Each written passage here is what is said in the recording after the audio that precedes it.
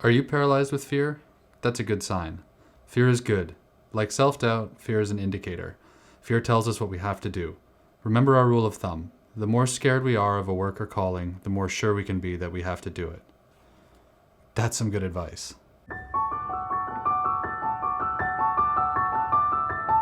During the course of my career as a documentary DP, I've been to dozens of countries. I've lived away from home for more than 15 years. I've interviewed cartel hitmen. I've seen more death and suffering than I'd like to remember. And I've even been shot at myself. I think I've done a lot of things that people would find scary. And if I'm being honest, those things scared me too. Even now, after working internationally for most of my adult life, I'm still nervous when I head to the airport with my bags packed. But the reason things worked out is because I managed to push through even though I was scared. So why, after all of that, am I scared of YouTube? Before I get into that, you're probably wondering who I am and why you should care about anything I have to say. That's a fair question. I'm a documentary DP or cinematographer and a former photojournalist.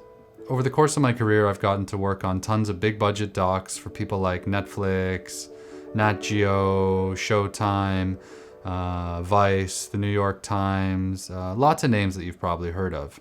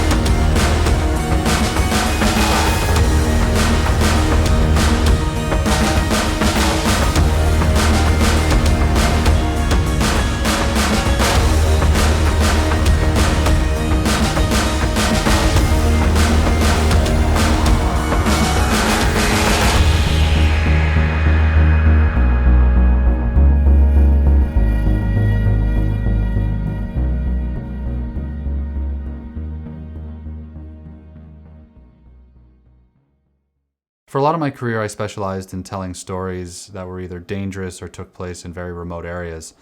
And unfortunately, in 2019, I pushed my luck a little far and almost died. I decided it was time for a change, so I moved home to Canada, just in time for the whole world to shut down due to COVID-19.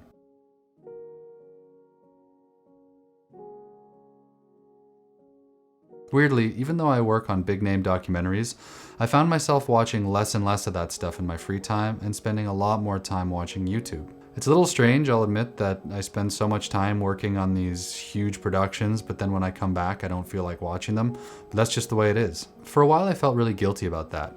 Like if I wanted to be a real professional, I needed to come home and study what else was out there. But honestly, I think I just burnt myself out on docs, and I couldn't handle any more serious subject matter when I was off the clock. Whatever the reason is, I really like YouTube, and I have for a long time.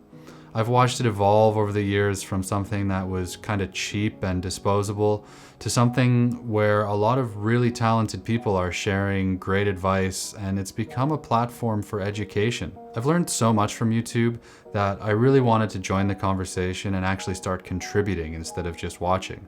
But the problem was, it scared the hell out of me.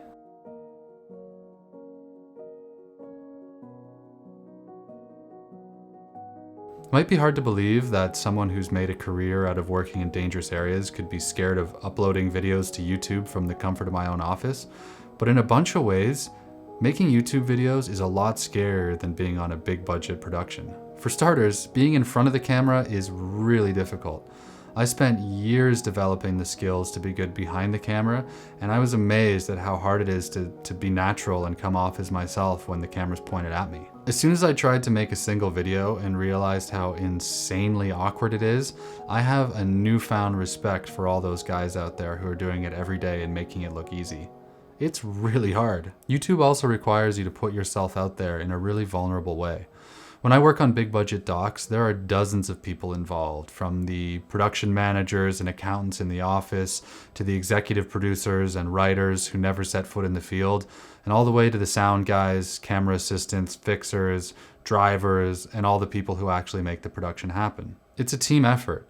Everyone has their specific job to do, and usually they're pretty good at it.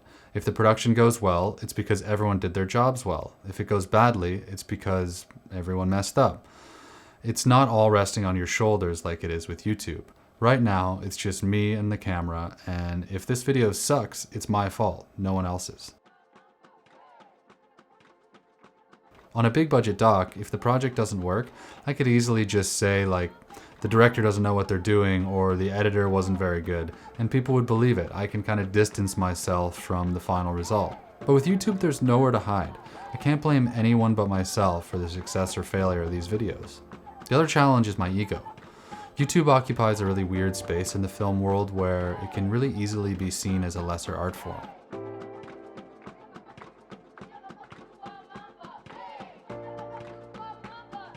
I spent a long time developing my skills to the point where I could get hired by the big names in documentary, and making YouTube videos can often feel like a step down in credibility. I'd be lying if I said it didn't feel good to get hired by those big name brands. It feels really validating. But that's just my ego talking. Documentaries are about telling stories, and there's no reason that I can see that you can't do that just as well on YouTube as you can on Netflix. I mean, obviously there's some budgetary differences, but a good story is a good story. When my ego tells me that YouTube is a lesser art form and that I should stick with the big name people, that's really just another way of saying I'm scared. I'm scared that those big name clients will see these videos and not want to hire me anymore, or that all my colleagues in the industry will start laughing behind my back and think that I lost it. But all those things are just fear.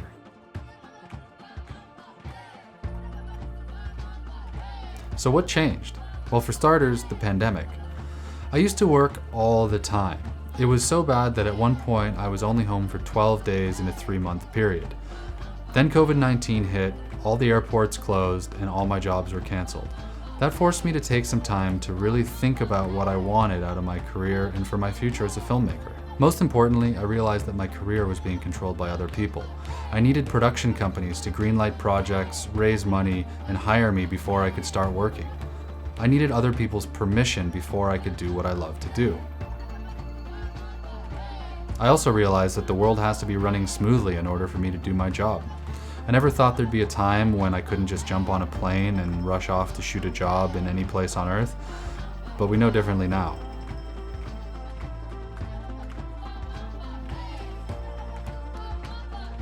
All these things combined to make me understand that there were a lot of gatekeepers between me and doing what I wanted to do. Now look, I'm not here to dramatically announce that I'm walking away from the documentary industry and that I'm only making YouTube videos from here on out. That's not what's happening. I love my job and I plan to keep doing it for as long as I can. But I also want a creative outlet that doesn't require someone else's permission. I want something that's pandemic proof and totally in my control. And so here we are. I want this channel to be the resource that I always wished existed when I was starting out in the industry. It can be really hard to find mentors and people to give you solid advice on how to move forward, and I hope that I can make that just a little bit easier for you. I don't mean technical reviews on all the latest cameras and lenses, because there are people out there who can do that way better than me. Just go watch Gerald Undone or Philip Bloom or someone like that if you want that kind of information. I'm talking about skills, strategies, and practical advice for how you can start your career as a filmmaker, professional filmmaker. We can talk about things like how to work internationally, how to stay motivated, how to develop your own films, and how to overcome those mental roadblocks that seem to be telling you that you can't make it. So I'm still scared of YouTube. I'm terrified. Anyone who tells you that this is easy is a liar. It is not. But I'm gonna do it anyways, because all that fear is a sign that I'm doing the right thing.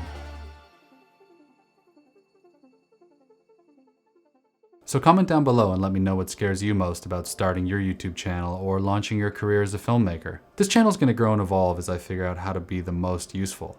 There's gonna be a new video every Wednesday, and the more I know what you want, the better it's gonna get. Whatever happens, it's definitely gonna be an adventure, and I can't wait to bring you all with me. See ya.